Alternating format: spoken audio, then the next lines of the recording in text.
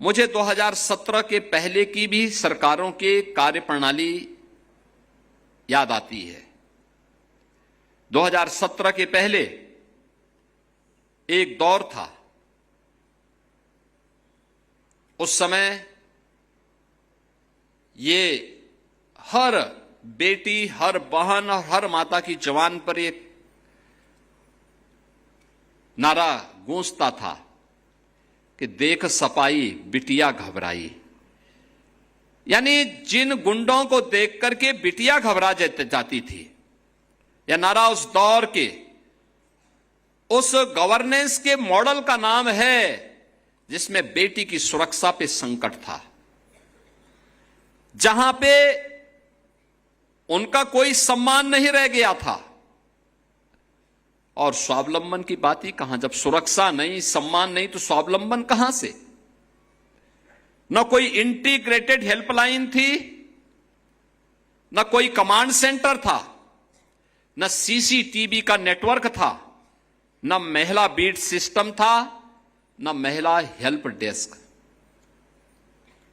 Pension और छात्रवृत्ति बिचौलिए तय करते थे और पुष्टाहार पर माफिया का कंट्रोल था। उत्सव से पहले उपद्रव हो जाते थे और कर्फ्यू जब लगता था तो सबसे ज्यादा परेशानी होती थी माताओं बहनों को। Land mafia, sand mafia, one mafia, पशु माफिया, नकल माफिया, ये प्रदेश की पहचान थी। माफिया सिंडिकेट की सत्ता प्रदेश की सत्ता के समानांतर चलती थी। और बुंदेलखंड में हम जाते थे, पूरी जिंदगी माताओं और बहनों की मटका में पानी ढोते ढोते व्यतीत हो जाती थी।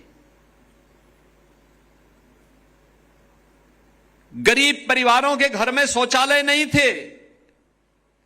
माताएं, बहनें, बेटियां अंधेरा होने का इंतजार करती थी।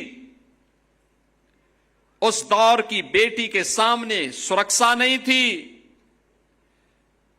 किस्मत का वो इंतजार करती थी। निराश्रित महिला पेंशन, वृद्धावस्था पेंशन, छात्रवृत्ति, हर योजना में कमीशन की काली साया मंडराती थी। मुद्रा योजना का पैसा हो या पुष्टाहार का बजट, ये सब रास्ते से ही गायब हो जाते थे। गरीब की बहू बेटी अपने आप को सुरक्षित महसूस करती थी। बेटी के जन्मदिन पर बधाई नहीं, लोग चिंता होती थी, क्योंकि परिवार को पढ़ाई और शादी दोनों का बोझ दिखता था। और जहां पे बेटी सुरक्षित नहीं, जहां उसका सम्मान नहीं, कहां से स्वावलंबन होता है? परिणाम था, पूरे यूपी के अंदर मात्र 12% बेटियां ऐसी थी जो अपने पैरों पर खड़े होकर के कहीं काम धाम करने के लायक हो पाती थी। नकल एक उद्योग बन चुका था और विपरीत परिस्थितियों के बावजूद मेधावी बेटी मेहनत करती थी। डिग्री पैसे वाला खरीद लेता था, यानी मेहनत बेटी की होती थी, लेकिन उसकी डिग्री कोई माफिया खरीद करके उसकी नीलामी कर देता था। नौजवान, व्यापारी और कारीगर सब पलायन करने के लिए मजबूर थे।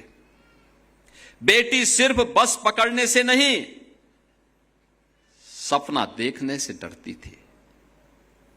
आप उसे एक भावना के तौर पे न देखें, उसे केवल हम इन्हें माने कि एक होती थी, बल्कि वह एक पूरे अर्थशास्त्र के रूप में भी अगर आप उसको देखें, जब आधी आबादी घर पर बैठ जाएगी, उत्तर प्रदेश को बीमारू होना ही था।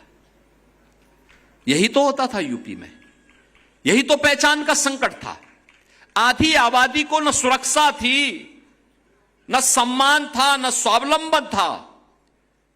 तो हमारी आर्थिक स्थिति बदहाल होनी थी। और इसीलिए तो यूपी उस दौर को जब याद करता है तो रोंगटे खड़े होते हैं।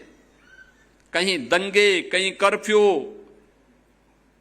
कहीं असुरक्षा, कहीं उपद्रव, हर योजना में बेईमानी और भ्रष्टाचार। लेकिन धर्म चक्र बदलता है। अगर उस समय उपद्रव था तो मोदी जी के नेतृत्व में जब डबल इंजन की सरकार यूपी में आई तो उपद्रव को उत्सव में बदल दिया गया है।